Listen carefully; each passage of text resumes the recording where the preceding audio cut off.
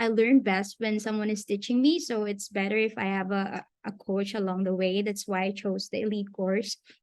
So what's good of being an elite student, guys, it's that there's a coach that will really guide you all throughout. So po, it's better if you know your learning curve. If you learn best when someone's teaching you, you can choose the elite course po. Kasi though mas mataas yung tuition niya compared to advanced, all will be worth it once you landed a premium client. I already shared this to to ASVA launch. Pero yeah, babalik yan sa'yo. And it's a very, very good self-investment and gift to yourself.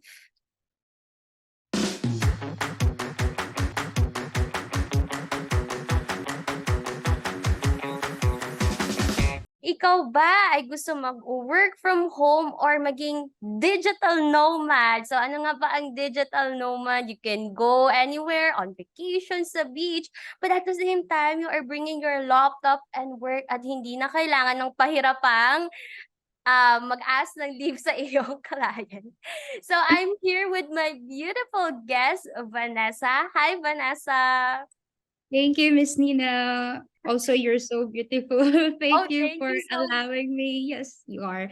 Thank you for allowing me to share my ASVA journey to everyone and hopefully inspire our aspiring students to enroll and see firsthand what it is to be like an Amazon VA. So thank you so much. Thank Wow, you. that's great. We are happy to have you here. So, bago tayo mag-go in depth sa ASVA journey mo, sino ba si Vanessa before becoming an Amazon VA? I started off my career po as a reservation sales specialist at the Great Intercontinental Hotels Group in Makati. So, right after graduating college year 2019, 2 months rest lang po. And I tried to venture now what it is like to work in Manila and a corporate world. So, things turned out well naman. I was able to find a job that is in line with my career. I was a tourism management graduate like you, right? So things were okay. I have a very good working community and colleagues. So ayan po. But along the way, I've shared that I felt like something is lacking and I found myself in a situation where I'm not happy of what I'm doing anymore. So yeah, I decided to leave my corporate job and pursue freelancing. I see. Thank you for being transparent about your experience, no, that sometimes you feel that there is lacking. If I may ask, nung time ba na nasa corporate ka, hotel, ano ba yung hinahanap mong career goal? I Miss Nina, to be honest, I actually don't know what I want to with my life. After graduation, I'm really not sure what to do.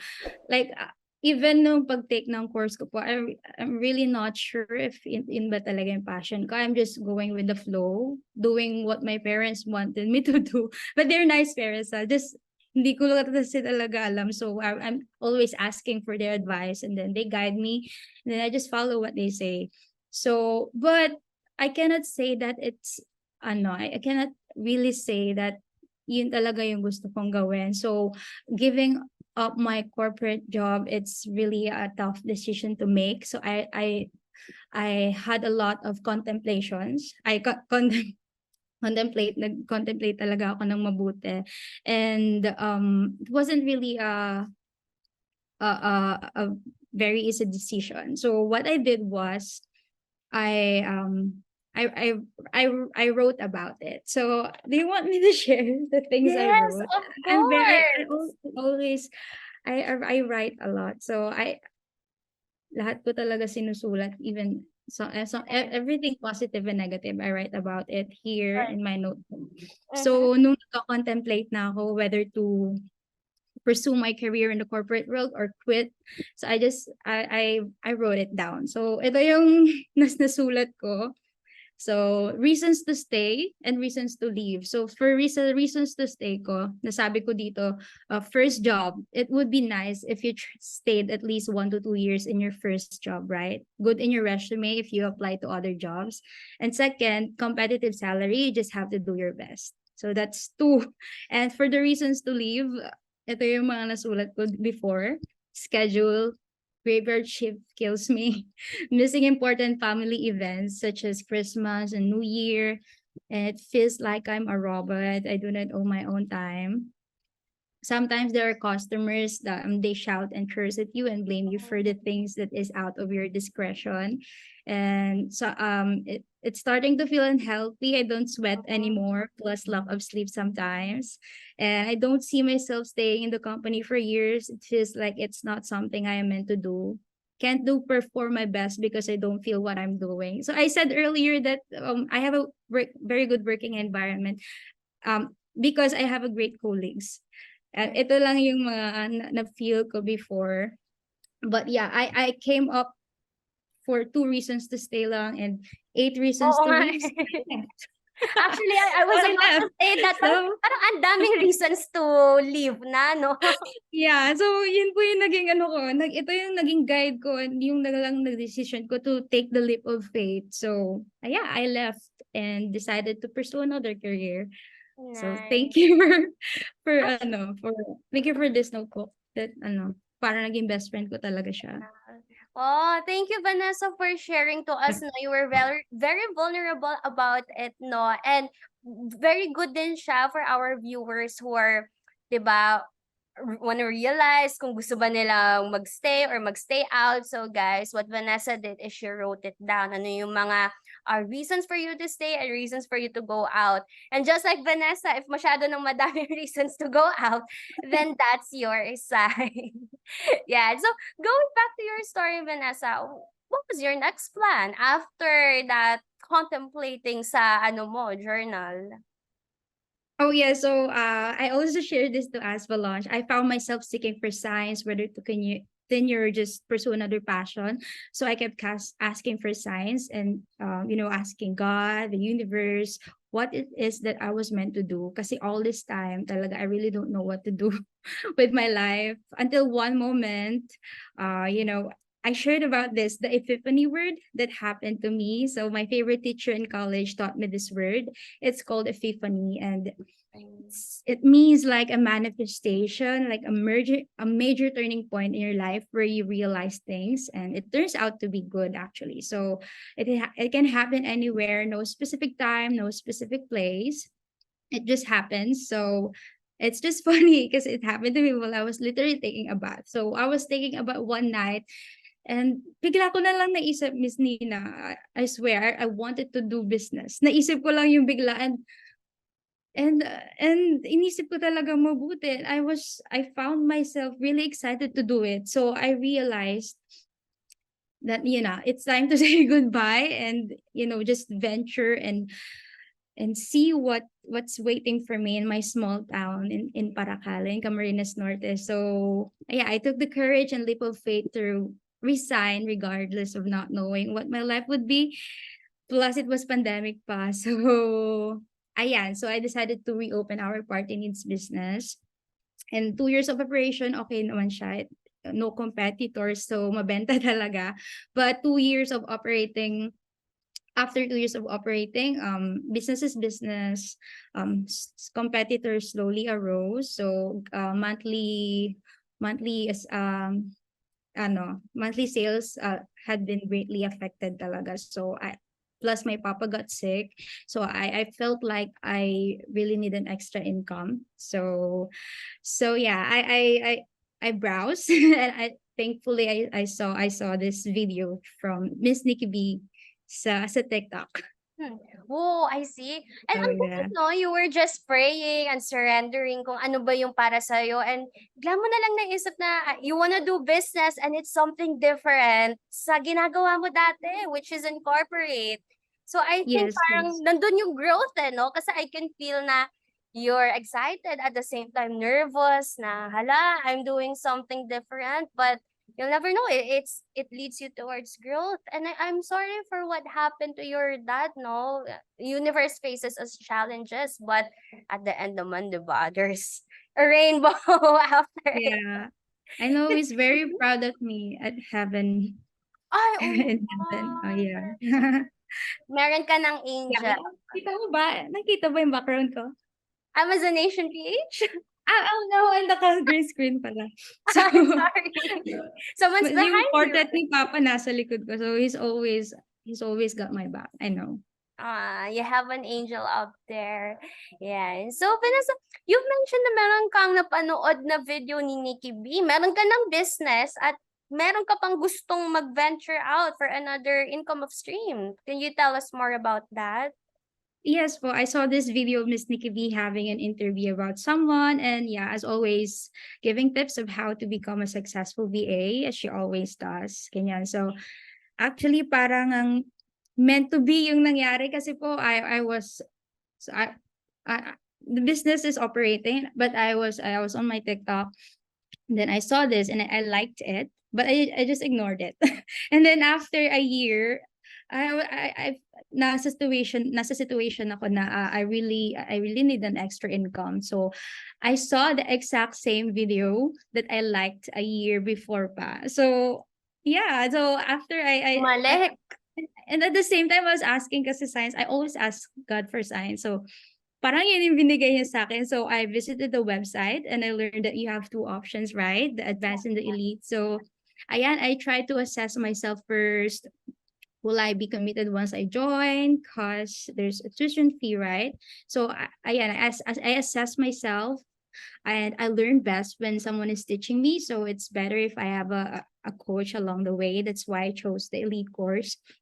So what's good of being an elite student, guys, it's that there's a coach that will really guide you all throughout. So po, it's better if you know your learning curve. If you learn best when someone's teaching you, you can choose the elite course po. Kasi though mas mataas yung tuition niya compared to advanced, all will be worth it once you landed a premium client. I already shared this to to ASVA launch. Pero yeah, babalik yan sa'yo. And it's a very, very good self-investment and gift to yourself. Ah, And yes po, but I'm not saying that, yeah, just to say to set this proper expectation, not saying that there's choosing an elite program, it will guarantee you success. Of course, it will depend on your perseverance, on how much effort and dedication you will put to okay. be where you want it to be. And if naman you're someone who learns best doing things alone or your own time, advanced program is a good choice too. So yeah. Oh, thank you. Yes po. Thank you, Vanessa, for sharing them, no? Like giving them options that if you like someone na nagme-mentor, nagtiteach sa'yo, they go for elite.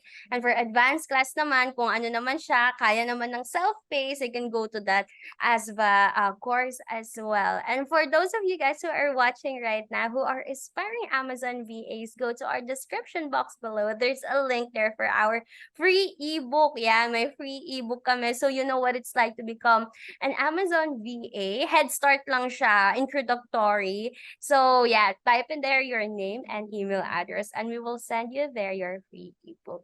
Going back to you, Vanessa. So you chose pala elite class. Could you share to us naman your experience? How was it being an elite student? Of course, it wasn't very easy. I also faced some challenges. Siguro one major challenge lang I faced along the way was when I used the general approach po. So before, I wasn't so sure what skills to offer sa client, and I tend to put sa resume ko all the skills I've learned in ASVA, from product research, supplier sourcing, product listing, inventory management, and whatnot. And even though I know in myself that I do not excel on those skills yet, nilagay ko talaga siya sa resume. So I just know the basics and the processes, but I don't have the first-hand experience yet. So naging parang general yung resume ko.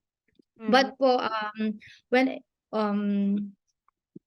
I know it shouldn't be like that. So I did my best to optimize my profile, my resume, my online portfolio.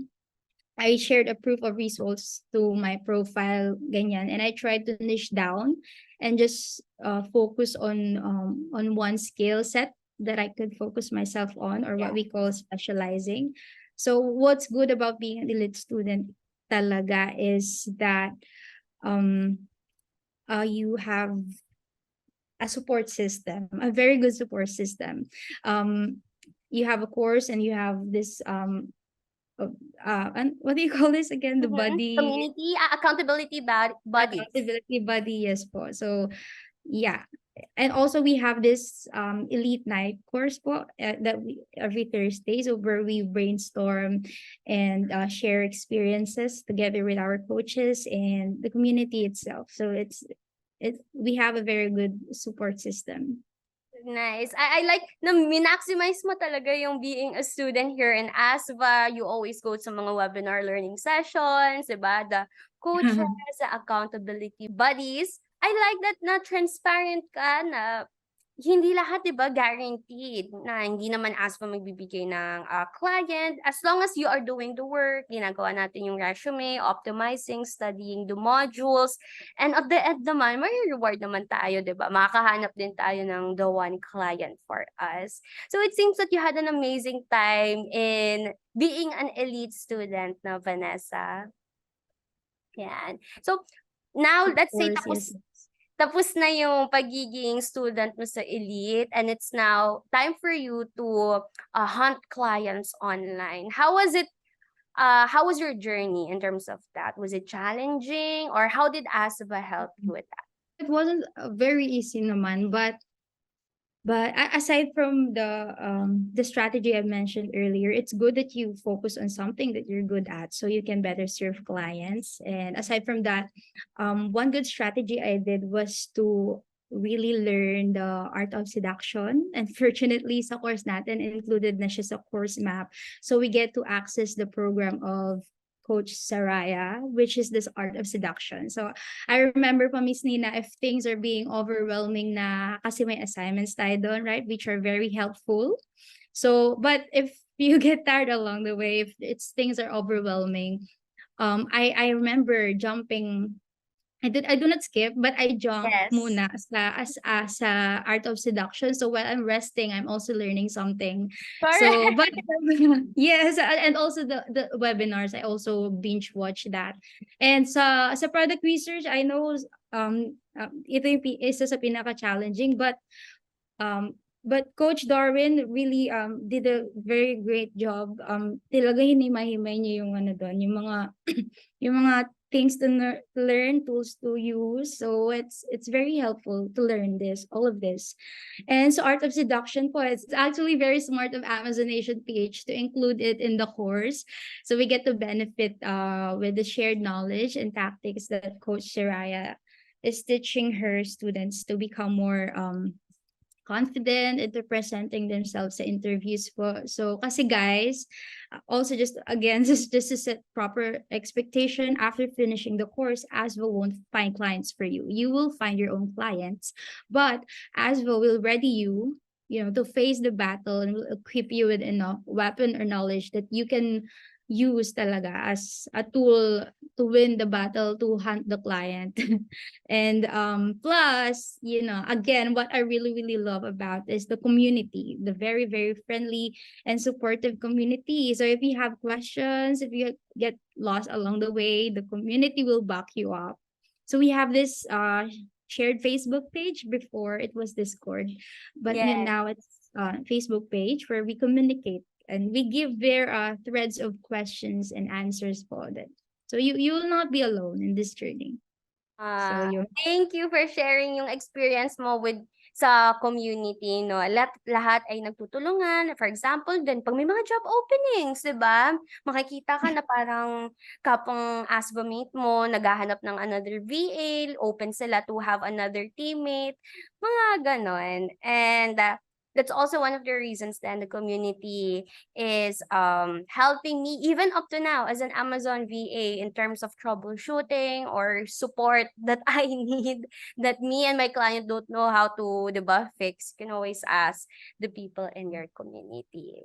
So, mabalik sa'yo, Vanessa. Ano ba yung naging niche mo as an Amazon VA? Opo, yun nga, nag-niche down po ako into product listing. And sa product listing po, it also includes the keyword research as well as the SEO, search engine optimization, and content writing and copywriting. So yeah, I assess myself and I think I write very, very good contents. So I like writing, right? So siguro sabi ko sarili ko, I will excel in this niche. So I tried content writing and yeah, and I landed my first client doing this skill, this niche. So yun po yung naging ano ko. And along the way natuto na lang po ako, na mas natuto ako ng Mm. yung mga other parts of ano as with VA job, like mas Mm. natuto ako mag product research, supplier sourcing, and graphic designing. In a way I do Canva, Nice. and also inventory management, and I'm now enrolled ako sa PPC kay coach kay coach Dine. So yun po, so I want to learn that too. Ang galing mo, alam So mo ang swerte ng client mo sa'yo. Parang puwede mo nang itakbo yung negosyo niya na sa'yo na lang 'no, maging stakeholder. opo, I I'm agree. very grateful. And I Ano agree pa? with you that you will excel in writing. I think from the start pa lang na you were contemplating na if you will stay or not stay sa ano mo, work sa corporate, sa hospitality. So you always said na you always write. And then you have a great communication skill. So talaga magta-thrive ka dyan sa niche na yan. And I agree na Thank SEO you. talaga is lucrative these days, no? But Yeah. when you want that client, yung client mo now, first client mo ba siya? Kasi siyempre, you started applying as someone na no experience, 'di ba? So, kuwento mo naman paano mo na-win yung client? Yeah. So yung first client ko po is part-time lang, pero ako lang yung VA niya. Hmm. So it's sobrang bait, and I'm so grateful na mas naturuan niya ako sa product listing kasi I don't have this first-hand experience. I just know how to write. I wrote this contents, but I don't know yet how to list this talaga sa Seller Central. But I have an idea. Pero mas ginay niya ako, mas tinuro niya ako, naging patient siya sa akin. Yung Mhm. remote control niyo yung ano, May tinuruan access niya siya, ako oo, ano gumagalaw tawag yung dito? Yung ina-access niyo po yung ano ko, and then we do video call. I share him my screen. Ito yung pindutin, ito yung ganto hanap. yon. So it was very easy for me to learn because I have this supportive client. Aside from I have this supportive community behind my back. So I also have this supportive client. So, and also I have two clients po kasi ngayon. So I have my first client part-time, and ngayon I have second client full-time. That one, first one UK po, and then second this Korean client. So Korean time 1 hour ahead lang. So I wasn't working graveyard. So I get enough sleep. And you have your business pa. I do have my business po. Dito sabay-sabay. Grabe, ang So habang may galing, ano, Vanessa! Oh my gosh, I'm so proud of you and happy na from dati, 'di ba, you don't know what to do and now you're so happy. Parang hindi ka pa stress, may work-life balance ka, no? How does it look like ay, having work-life balance with juggling 2 clients, correct? two clients po. Clients and a business. Clients a business. Mm. Ay ano po, hindi ko nafi-feel na super challenging kasi I'm home. Kasi, and also I have family that helps me then, and I know it's I don't see it ano naman challenging, but Hmm. I handle it very well. So siguro kaya gano'n. But siguro yung mga gano'n lang, sige sales are ano, Yeah, nagfa-fluctuate because business is business, but I'm very fortunate to have like this talaga yung bread and butter ko is this freelancing correct. career.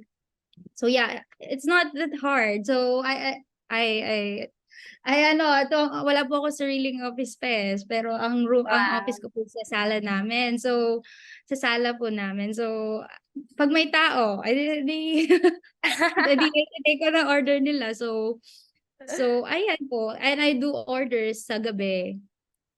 Sa gabi kahit may OT pa ako, I find time to make the orders, and then yeah, ano, same lang, ano, sa next day, gano'n. Same lang. And it seems that you enjoyed what you are doing. May quote nga yan na parang enjoy what you do and you never have to work. Something like that. Yeah, Somewhere between those I've read that somewhere. words. Yeah, Yun. and And also if you like, yeah, I feel like what you do talaga, you you you excel in it, and you don't get tired. You get tired, but you won't give drained. up. You don't feel drained. Yeah. So, sabi mo na ang bread and butter mo ay freelancing, hindi yung business mo. Ano naman masasabi mo sa mga tao na nagsasabi ang freelancing ay hindi siya stable na work, mga ganyan, clients come and go. Anong take mo sa gano'n? Paano mo nalalaban sarili mo na ito ang bread and butter mo and stable siya sa'yo na tuloy-tuloy ang income pa rin? You know, Miss Nita, I also share this as lunch, but kasi I have this power of why. That's actually the ultimate advice that I can give to you guys, to have the power of why. So guys, before kasi we started the course, we were asked what's our power of why, what drives us, what motivates us, what empowers us to go on. So what I wrote there was, I want to prove that success isn't always there in a corporate world, that success can be attained as well if you're home working online. So I really have this drive to break that old Asian way of thinking. I want to break that stereotype that success are only defined when you are, you know, you're well you're well this well-known professions po, like if you're a doctor, engineer, Yeah. lawyer, seaman, or whatnot. I have so much respect to all of those professions. Salute to them. But you know, I want to break that stigma that freelancers cannot be successful as much as those professions, because we can. We can earn as much as they can. If masipag ka, 6-digit salary is not impossible. 6-digit salary is not impossible to reach if sasama mo ng tiyaga at dasal at sipag. So that's what I clearly said sa ASVA launch, because it's what really drives me. And also, you know, I was one of this few people who get to meet the Amazon Queen, right? I also shared this, and there I met a two humble couple.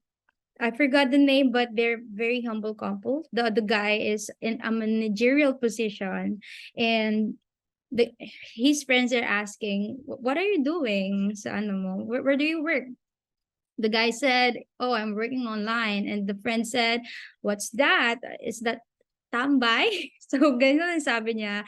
And it really, I really understand him, because in a way, I was in a similar situation po. I also felt like people are being quite judgmental if you're working home, kasi ewan ko, baka hindi pa sila open doon. So I have this nag-order, nandun ako sa tindahan, may nag-order, and then there's one woman na old na siya, medyo 40s ganyan. Siguro ano siya, mutual friends na siya ng parents ko. So sabi niya sa akin, "Oh, ne, saan ka na ngayon?"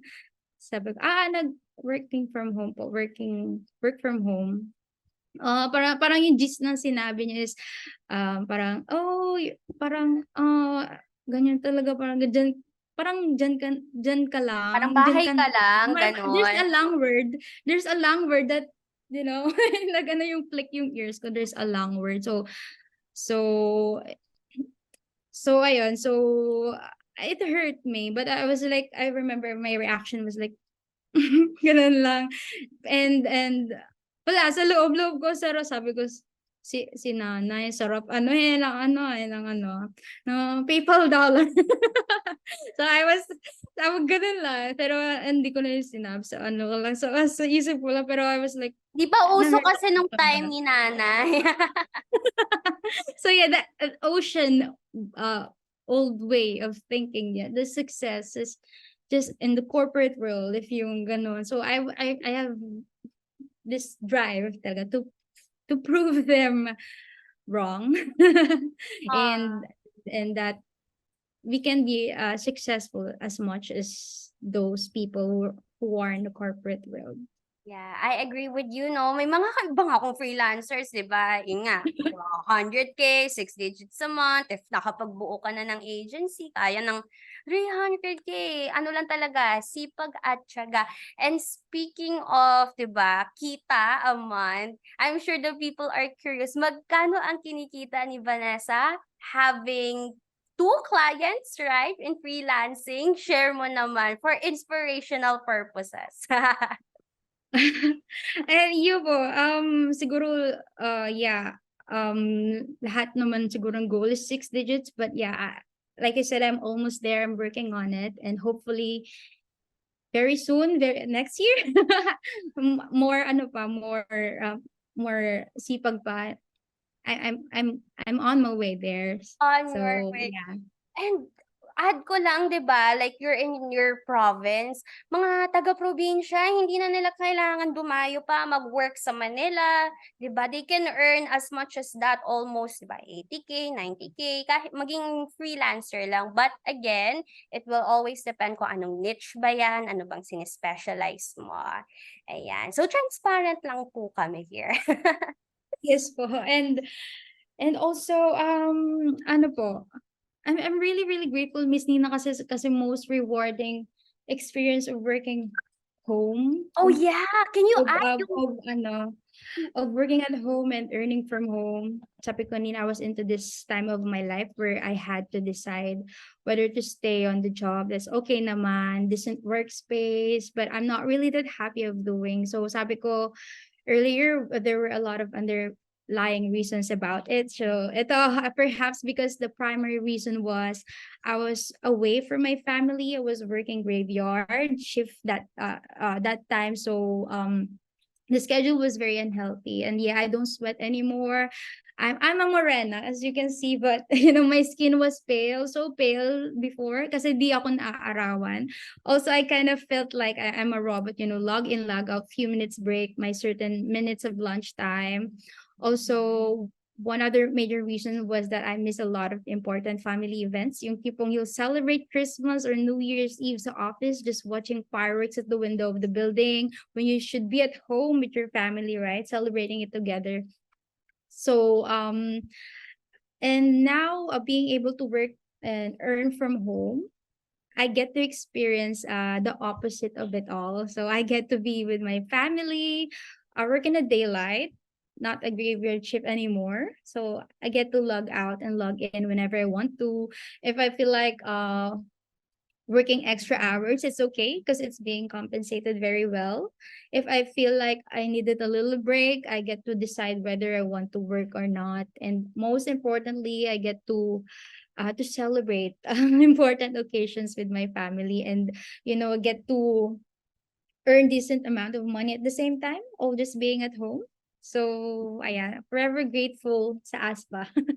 So thank in you for the in opportunity. short In short, lagi ka ng present sa mga important events mo with your family, nakaka-spend ka, especially during the holidays. And I agree with you, no, yung sa fireworks, may mga kilala nga ako na nagko-corporate, tapos graveyard shift, hindi nila nakikita yung mga ganong moments in life. Ayan. Let's share naman yung nagbakasyon ka sa Boracay. I saw your beautiful pictures in Boracay. Paano yun? Hindi ka ba nahirapan mag-file ng leave or anything paalam sa client mo? And paano mo din na-balance yung pag-work pa din kahit nasa holiday ka? Yung like you said, I landed a very mabait client. Sobrang bait. Like yung sa UK and sa Korean, they're very, very considerate.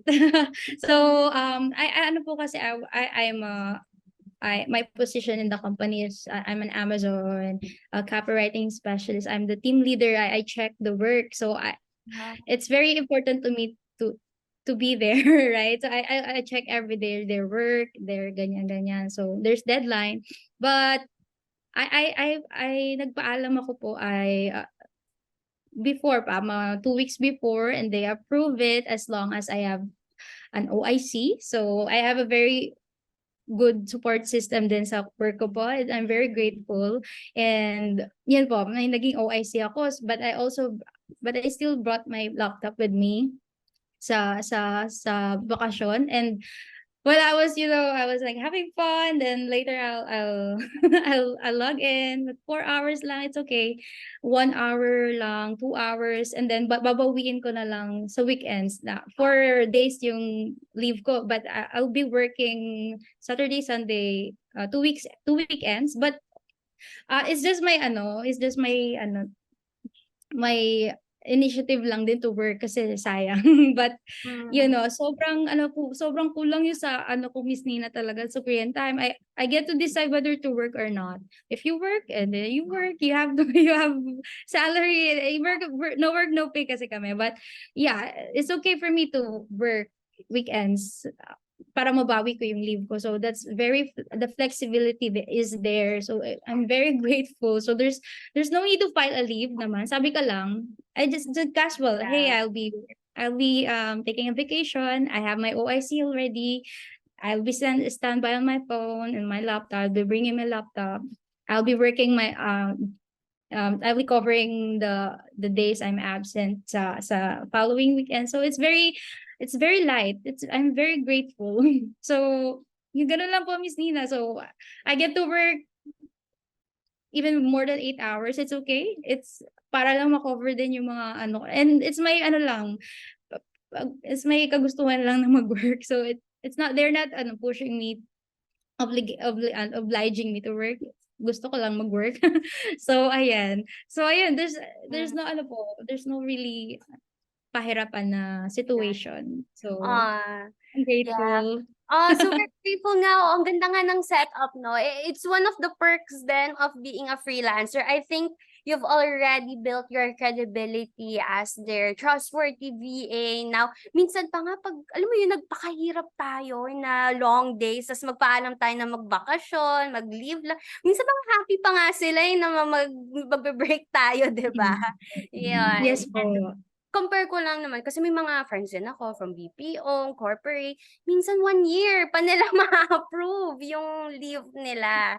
So, ayan. And kamusta naman ang feeling, 'di ba, digital nomad? Kamusta naman ang feeling na you're working sa laptop, tapos sa harapan mo, a beautiful sunset, Boracay, umiinom ka pa ng Oo nga mocktail on the side? Bisita talaga, ito yung first vacation ko talaga. So it's really ito pa na very kasi ako, bukod sa mahilig ako masulat, grabe ang aking imagination talaga. So Miss Nita, if I was working, hindi naman ako sa harap nag-beach nag-work, pero sa hotel. But there's paglabas mo, there's there's the beach. And I'm very, very grateful kasi po, there's so much to see, there's so much to experience well while having this thinking na hindi mo napapabayaan yung work mo. But you get to experience more things and you can bring your work with you. That's very, very things that I'll be thankful for the rest of my life. So the flexibility is napakaganda, and sana yung mga nagwo-work sa corporate, they have this privilege as well, because we deserve it. Pare-pareho lang tayo, we're working very hard. It's just that we will work from home, and then we can bring our our work anywhere as a digital nomad. And if I want, I can work sa cafe kapag brown out. Sa bahay, I'll just bring my laptop with me sa nearest cafe, then I work there, and then wala kang mamimiss na na deadline kasi you can always find ways. Yeah, the flexibility is one thing that I'm very grateful of. Yeah, and we can see naman that the energy that you are sharing to us right now is, 'di ba, talagang nafi-feel namin yung happiness mo na finally you achieve that work-life balance, nadadala mo yung work mo, and yeah, na-e-enjoy mo din yung bakasyon mo na parang kung gusto mo mag-work, edi mag-work ka para hindi ka mabag or anything. And yeah, and thank you for sharing your experience being an Amazon VA and as our student. Now, my last question to you, Vanessa. What's your, 'di ba, ultimate advice or inspirational message sa mga, 'di ba, Okay. like nasa iba yung industry nila pero gusto nila mag-freelancing and hindi pa sila nagte-take ng big step. What's your message to them?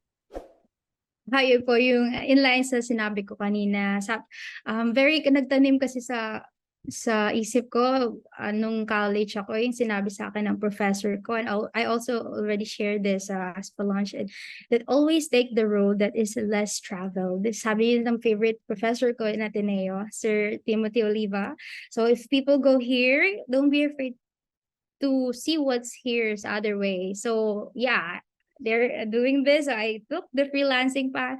To be honest, Miss Nina, I only have one friend that ano that's into freelancing as well. I have a lot of friends, a lot of dear friends, but I only have one friend na nag-freelancing. They're all in the corporate world. So parang yung peers ko talaga andon. So ano ka rin talaga minsan. But yeah, I decided to take this road with the other friend I have na naging inspiration ko din to take the freelancing.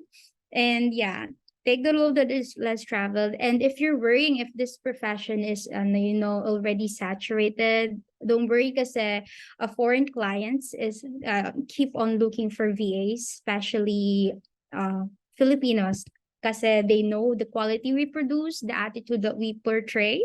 So you know your power of why. That's number one advice. And then another thing is that it's better if your confidence is fueled by the belief in yourself and not from the validation of others.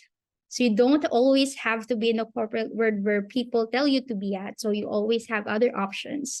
So get that course and enroll and see and experience firsthand what it is to be like an Amazon VA.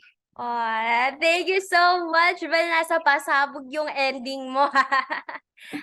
Yes po. So yun po talaga yung nagda-drive sa akin. Thank you for allowing me to share. To share yung mga tao nasa similar situation ko where people are, being, andyan lang sila, they're watching. So yeah, the pressure, right? The pressure is there, but take your own path. Yeah. Take your own path. Yeah, and be with the right people. Right, right, right. Thank you, Vanessa, so much for sharing us your life, your stories, your inspirational messages. Kahit ako mismo, ang tagal ko ng Amazon VA, but then you gave me that energy and motivation pa then keep on going. And na-remind ako din na very grateful na ganito yung parang line of work natin. Ayan. Are you a proud ASVA member? I am a very proud ASPA member. I am a very proud ASPA member. Thank you so much for having me. Thank you. Hi guys, thank you so much for watching until the end of this video. And if you want to watch more videos like this, don't forget to like, comment, and subscribe. Hit the notification button here on our YouTube and also follow our pages on Facebook, Instagram, TikTok. It's Amazon Nation PH and connect with us on LinkedIn. See you!